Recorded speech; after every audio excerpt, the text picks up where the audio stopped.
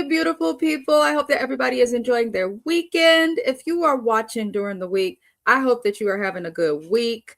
But welcome in. I am Mrs. Best. Welcome to the channel. We are here to go over our weekly review of the final season of The Chi, the Showtime, aka Paramount Plus show that it is.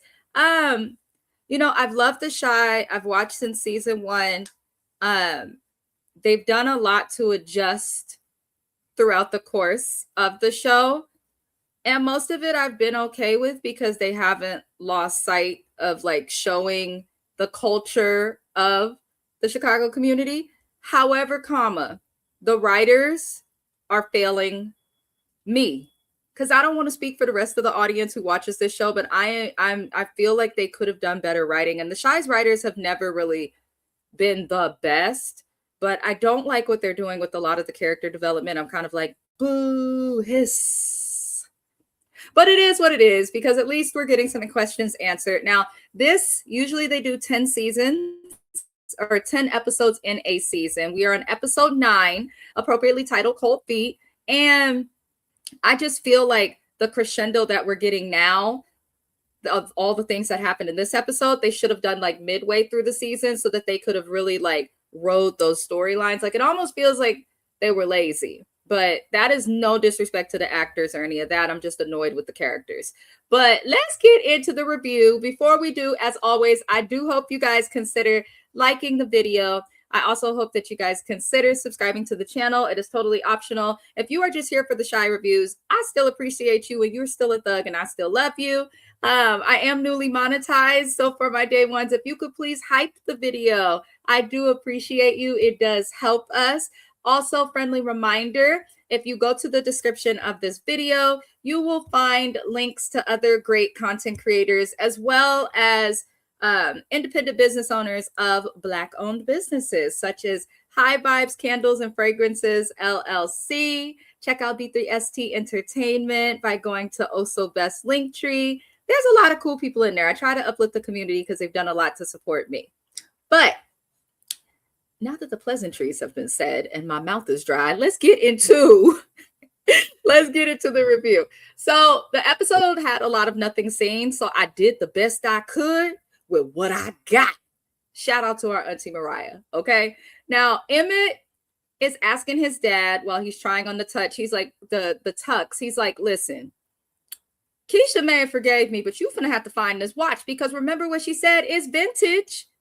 And so he's got to go find the watch from the sexy magic trick lady that took it from him. Now, I don't think it's that big of a deal. Who cares about a watch? Okay. Like, your dad tried to do something nice for you. It didn't go well. But while they're doing that, and it looks like Darnell's going to figure out the watch, Keisha is trying on her wedding dress. And I just want to say Burgundy Baker, I believe her name is, the woman who plays Keisha. Yo, melanin be melanin. She's beautiful. This lady has not aged, and she's been on the show forever. We got a lot of flashbacks throughout the episode, and Keisha's flashbacks were the only ones where she still pretty much looked the doggone same. So shout out to the melanin. We love when the melanins. We love it. But Keisha was not happy. She's trying on a wedding dress. She got this stank face that was making my teeth itch. I said, you getting married? Like, if nothing to smile about, this is the sunlight, through your storm cloud, because her baby daddy, Nuck, has been unalived. And I'm annoyed with Keisha because she looked at the people while she was in the dress and she's like, I'm grieving.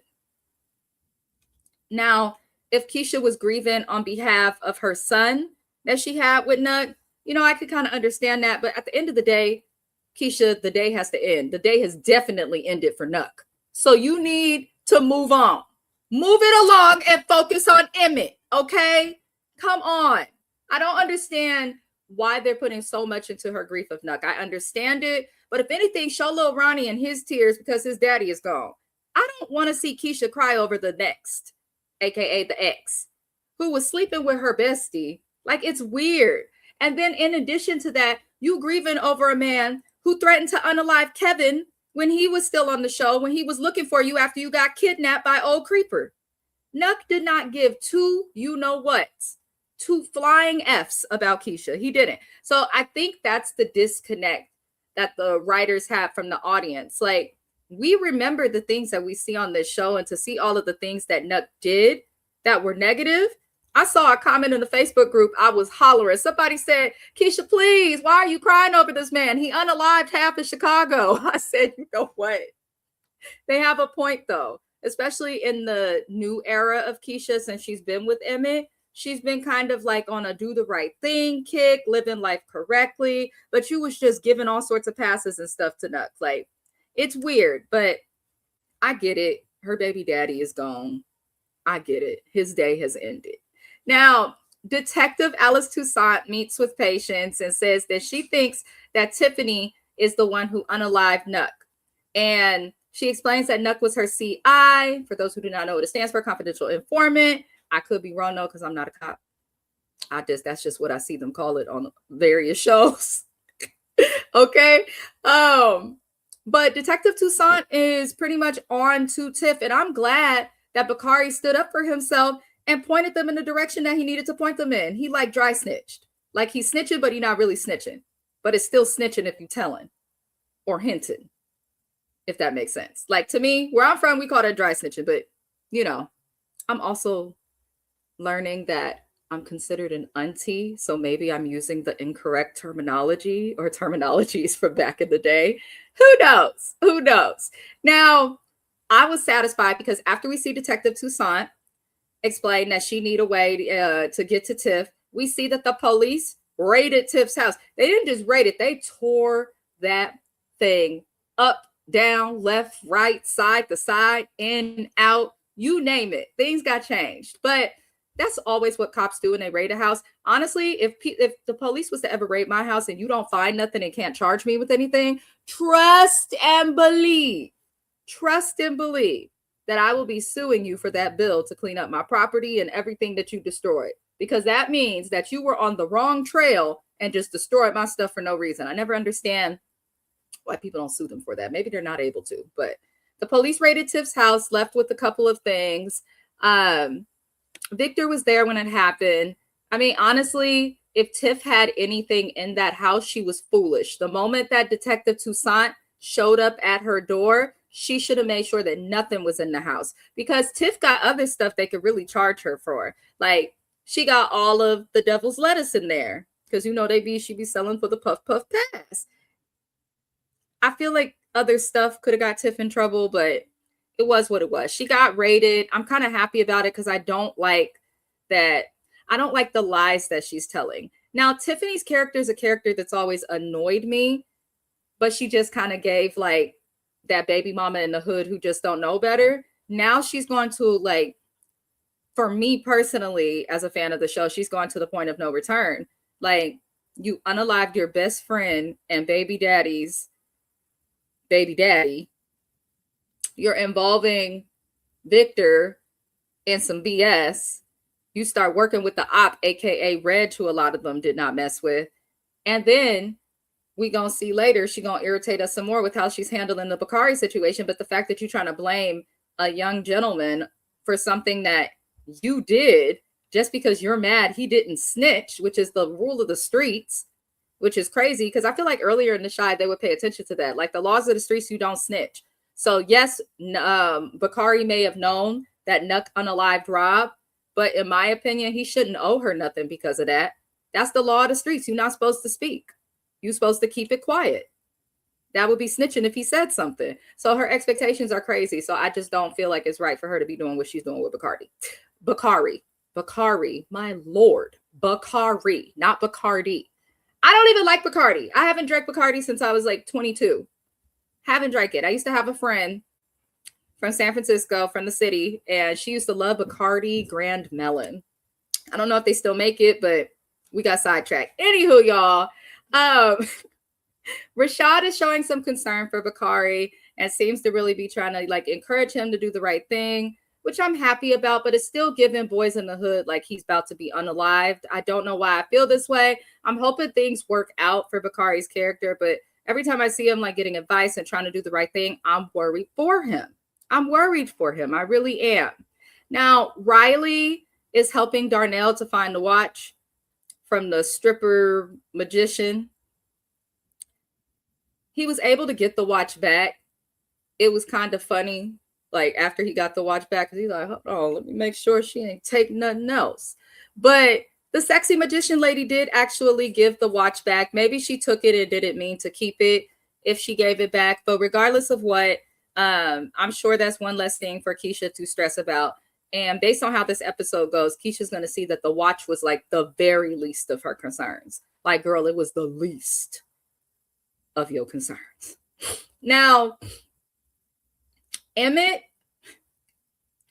other baby mama, the first baby mama, she comes back for his son Devontae because she is living in like another area. I believe Pittsburgh, they said she's living. And Devontae does not want to go back with her. He is like, listen, I'm going to be away from my friends. Like, I'm not happy here. And honestly, I think Devontae has gotten a lot out of having a male around. When he's with his mom, he don't have nobody to tell him, you can't just do this with girls. Go have your solo time. Like, your mom's not going to tell you that, but your dad might. So I do think they're doing a good job of showing like the importance of fathers, specifically Black fathers. Like, you don't have to be perfect. You don't have to understand what you're doing. Sometimes it's just about being present and having a relationship. Not to get all deep in our little review, but I appreciate this show. If they've done nothing else for 8 seasons, they've done a great job at depicting realistic struggles in the Black community, specifically for men, with knowing that they have a father, but maybe the father not being around, kind of like Darnell wasn't in Emmett's space in earlier seasons. Like, they've done a good job at showing fathering from like multiple perspectives. And I appreciate that, because I think sometimes people, especially men, might feel guilty about something and not know how to address it and just avoid it altogether. But you can make a mistake. You can not be the best father or mother. It's how intentional you are moving forward and how you repair it. So I did appreciate them for showing that. And maybe it reached someone positivity.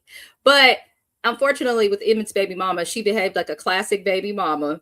Now, your son's telling you don't want to go. She's not listening to him. They offer to keep him there. And, you know, as Devontae's asking to stay, she's like, y'all brainwashing my child. And that's why you're a baby mama to Devontae's mama. That is because only a baby mama, because there is a difference between a baby mama and the mother of a child, okay? She acted just like a baby mama. You're going to assume that they are brainwashing your child because the child is happy with his father. Shouldn't you just be happy that you dropping your son off with Emmett resulted in Emmett and his son bonding to where now your son wants to stay with his dad? That's a good thing. Anybody mad at their child for wanting to spend time with their father or mother, whatever direction, use a weak ass baby mama or baby daddy. Never be upset that your child is happy to be with a parent. That makes zero sense. And it's probably insecurity. And in real life, gives you not over him. And you know that you could see him more if this baby lived with you full time. That's what it's given in real life. But for the sake of the show, she did show jealousy. And when they mentioned the wedding, she got a big attitude. And Keisha was like, is that what this is about? I said, Keisha, when you just crying over nut? Now suddenly you think it's about the wedding? Because Keisha probably want to say, I'm grieving, girl. I don't even care about this wedding. Lord help us. But it did seem like Emmett's baby mama was hating. But I get it also from her perspective. She's been the main one taking care of the kids. Day one, the Shy fans know that Emmett at one point wasn't poop emoji. He was terrible. Wasn't very present, needed help, you know, and it's unfortunate that Keisha and Tiff, when he was with them, had to encourage him to be a better father, but whatever it takes, right? Whatever it takes. Now, in another scene, Jake, Reg, and Victor, they're remembering their mother. They're happy that she's not in pain. And it seems like all 3 brothers are starting to kind of make a turning point and kind of get along. Sometimes the death of somebody can bring you close to somebody that you may have been struggling with. So I'm happy that they clung together instead of beefing together, because at the end of the day, they are blood and they are the way they are because of their mother and what she went through. So maybe with her gone, they could let that off the, spirit and just try and be family. Maybe they can try. Maybe. One would hope. But Kari is having a talk with Lene at their house about Tiffany and the situation. And Lene is kind of like, well, you're going to have to talk to her about all that's been going on. So he goes by to Tiff's house, and Victor is there and lets her know, like, listen, I'm not taking a fall for Rob's passing. Like, I'm not doing it. And that's the right thing to do. He has choices. He's been saying it episode after episode. I have choices. And I think that these are going to be the last choices he makes. I don't know why, but I get the feeling that Bakari is not going to live. But I am happy that if he does not live, like if in episode 10, we see that his character does get unalived, you know, at the very least, he got unalived trying to do the right thing. But I'm curious what they'll do with Tiff. But when he said that he ain't taking a fall and they're going to have to unalive him, Tiff pulled out that gun. And I was like, this, for me personally, as a fan of the show, there's no point of return for her. Now I don't like this bitch. Before, Tiff just irked me, and I was like, okay, you know, you're a product of your environment. You don't know better. You can't do better if you don't know better, right? But now I'm like, you just a narcissistic, sociopathic menace. I don't like her. You sent your son away. You're not raising one kid, but you're keeping baby Rob. You should have sent baby Rob too. Got the 2-for-1 special. Since you want to be out here popping people, you're trying to frame someone innocent for the death of your baby daddy, but your baby daddy was also in some stuff because she wasn't quite listening to Rob, if we go back to there. So it's just a lot with Tiff that I don't like, but I really don't like that she did this because I also have a soft spot for Bakari. And it's like, you was gonna shoot this kid because he wasn't willing to take the fall for some shit that you did? Girl, bye. Somebody beat up Tiffany in her box jaw. I'm tired of her. My husband was like, it's shaped like a square. Whatever. I'm over Tiff. And it's sad because I feel like they could have ended this series with, you know, Tiff being able to be in a good place with Emmett and Keisha. Like, she already lost her baby daddy. Y'all didn't have to take her character all the way to hell. Like, she already wasn't shit. Wasn't really taking much care of the kid. She was a terrible wife to Emmett. Asked for the open marriage just for her to, you know, him to not end up wanting her. Like, they've done so much with Tiff. I get it. Sometimes, you know, people go through things. They end up confused and make bad decisions. But they Tyler Perry'd her character. Y'all know how when we watch Tyler Perry shows, he liked to make women the worst of the worst, the gutter snipes. Okay. And I kind of feel like they did that to Tiff and they didn't need to. But Victor did not let her pop Bakari. And I'm like, at what point is somebody going to do something about Tiff? Like, can we at least get her jumped or something? They steal her weed, something?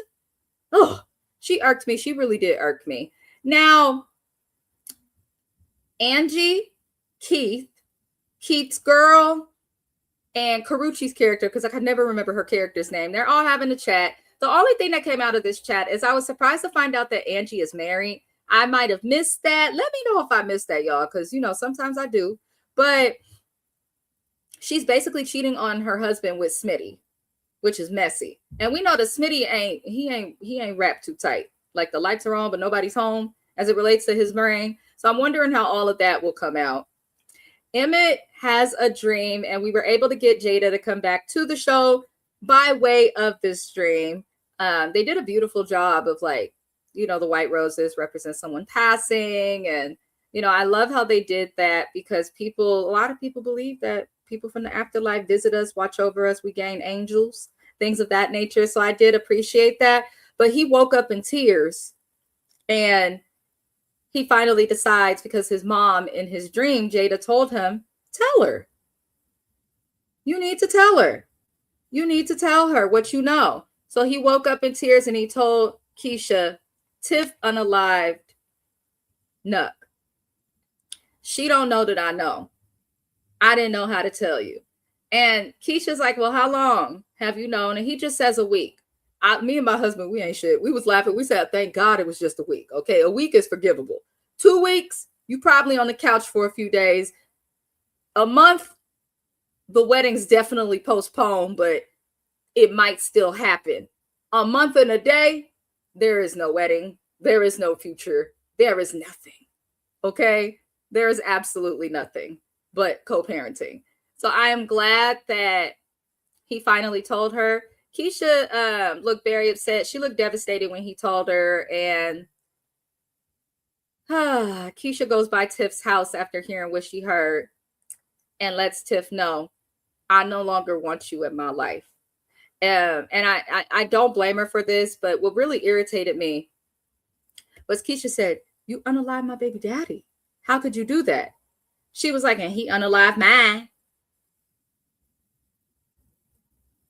Yeah, he did, but nobody connected to Rob outside of Tiff. Nuck was connected to a couple of people in the community, even though he was out there just acting like a serial, you know what her. But like, to compare that to me didn't make sense. She was like, "He killed my." It's like, girl, my goodness, my goodness, my goodness. But Keisha tells her she don't want her in her life, and I think that was the right choice to make. Tiffany has always been selfish in her relationships with her mother, and her relationships with her children, and her relationship with Emmett, and her friendships. Tiff always chooses herself and does things for her. She's an impulsive thinker and reactor. Like, she's highly impulsive, and she needs to figure it out. She really needs to figure it out. Now, Jake and Papa have a nothing scene.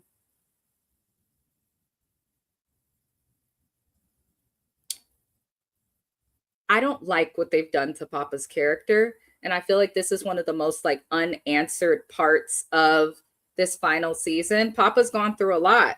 Like, is he going to get it together? Pastor Zeke is gone. His father is gone. We haven't seen his mother in some time. His braids look terrible. Like, I don't understand what they're doing with Papa. Still love Papa, but I just don't quite understand what they're doing with Papa. Now, Smitty comes by Smokey's asking to talk to Keith's girl, because Keith's girl used to be moving stuff for Reg, and she's like, "I don't want to do that no more." And for some reason, Smitty now wants to be involved with that. And he's like, "Well, she think for herself. Let me talk to her." And I was like, "Smitty, you're just a bitch. You really are. You're just a bitch-made dummy." I don't know how else to call Smitty, because he be really thinking he's scaring people, and they just looking at him like, I was like, "That's right, Keith. Because who the hell is Smitty? You just got here. Why?" And number one, I am not a man, but I feel like I'm a very independent, outspoken person. If someone was to come looking for me to Mr. Best and be like, "Well, she could speak for herself. Let me talk to her." He'd be like, "Wait a second. She could speak for herself, but she's still my property. Who the fuck is you? Smitty, who the fuck are you? Who are you?" I would say who passed away and made you king, but we already know. Like, I hope Smitty get popped. That's why your baby mama left you, Smitty. Because how dare you go up in his place of employment, not caring that they closed, thinking you scaring them, being mad disrespectful, and then you think you could demand a man to make his female work for.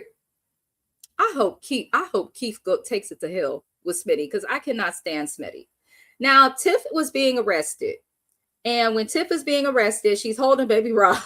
I'm like, why is she holding the baby while being arrested? What would they go take the ball down to the station? Victor shows up for his shift, and she's like, "Take baby Rob and call my attorney." And for some reason, Victor decided to take the fall for unaliving Nuck, which irritated me. And my husband was irritated too, because we're like, why is everybody protecting Tiff? What has Tiff done for any of y'all that warrants this? Because Tiff would not protect them if they needed protection. I understand she left Victor some money when he got out and stuff like that, but he still had to sit. You know what I'm saying? So I just don't feel like Tiff deserves it. She always avoids accountability, and it's annoying. Take her ass to jail. Lock her up. Cook County, get rid of her. She's terrible. Like, if Tiff were to get popped, I would not be upset, y'all. I would not. Not at this point. When she put that gun to Bakari's head, I was like, "Oh, bitch, you're trash. Basura." We don't like it.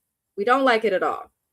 But Victor took the fall, and Detective Alice was like, "Are you sure?" Because they know that it was him. Now, in real life, the cops just ain't going to do it that way, especially with no body. Tiff, you should have let Tiff go to the police and go with them, because the case would have been dropped. With no body, you can't charge. They're not going to charge for the unaliving of somebody they don't have the body for, especially a dude who was in the streets. No. So he should have let her go and call her attorney. But now Victor is the one who was taken away. And Jake and Reg find out about this, and they're upset. And Jake asks Reg to go talk with Victor and to fix it. And they show a montage of clips from season 1 until now. These kids grew up on TV. I know I'm getting old, because I was like, oh my gosh, look how young Jake was. My goodness. But they play a montage of like all the stuff that Jake, Papa, Kevin had gone through. Specifically Jake, though, being raised by Reg, like the awful things that he saw and was exposed to, almost becoming a gangbanger and getting put out of school. Like Jake's life really could have went in a negative direction because of what Reg exposed him to. But, Jake looked at him and was like, you owe me. And, Reg has been on this hype of he wants his brothers back and he wants to do the right thing. So, he agrees and says that he is going to talk to Victor. Now, before he can get to Victor, Fatima goes to talk to him. Maybe she's friends with the production or something because they keep forcing her on us. And she asks Victor to choose himself. I did appreciate Fatima for doing that because I don't understand why Victor put himself in the situation that he is putting himself in. I think it's toxic, but it's a mess. Now, I'm skipping scenes, but I just want to talk about it all at once. It's easier that way. Reg goes to see Victor and says that he will do the bid for Victor. And I was annoyed because I'm like, why the fuck is everybody protecting Tiff? But it looks like Reg is going to be the one that's taking the fall for Victor. Now, a positive note of the show that's also another sign that Bakari may, be unalived or something is Devontae's group that he attends with Riley. Them badass kids. They all need their ass whooped, by the way. But they were reading the memoir that Bakari wrote. And I guess it was helping them to understand and relate to their dads and people that they've grown up with in the streets. And it was a good thing for Bakari as well to see, like, someone reading his book obviously brought him joy. And now I'm like, y'all wrote a memoir on this young child's life. Usually you write memoirs like if you've lived life or when you're not here no more. So I don't know. They painting all the signs. Is there anybody watching who feels like Bakari may not be unalived? Do y'all think he may have a happy ending and move to Atlanta with a sister? Like, because maybe it's just me going to this negative space because I'm an anxious person. It could be that. It could be that. I'm hoping they don't, but I was happy to see that his book reached somebody. I was happy to see that. That was a positive. Now, Angie says that Smitty got arrested. And even though she is married to somebody, she used the emergency fund that her husband left to bail this man out of jail. You trifling trollop. You trifling trollop.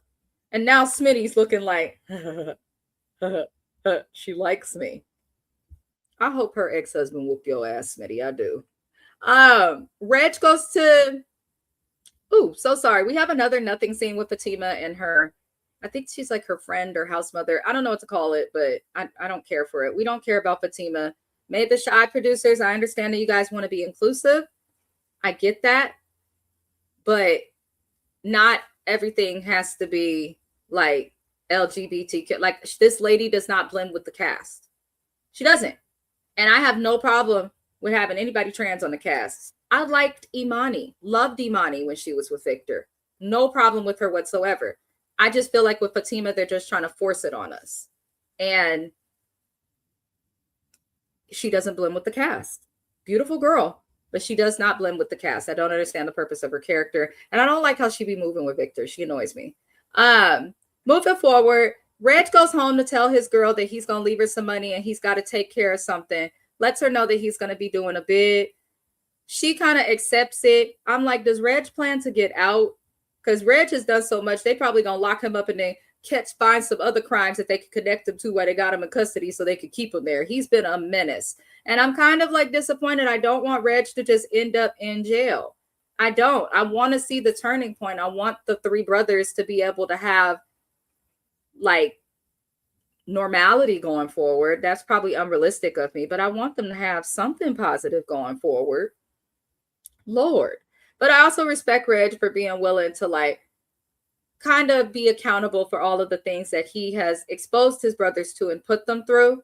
It shows how much he does care about his family, even up under all of that craziness. It does.